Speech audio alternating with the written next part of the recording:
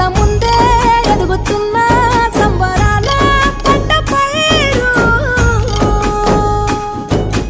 వంద గడపల మందన పల్లె గోడ గట్టని గూడున పల్లె చెరువుల తుల్లటి జల్ల షాపోలే